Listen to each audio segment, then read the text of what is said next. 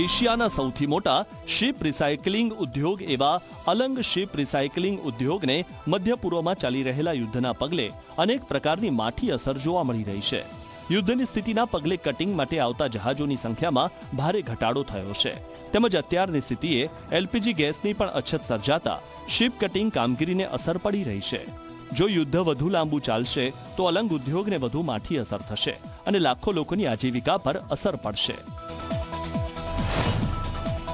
LPG gas છે એની આ જહાજોની ટેન્કરોની આવવાની જે પ્રતિબદ્ધતા થઈ છે એના હિસાબે ગેસની શોર્ટેજ થઈ છે.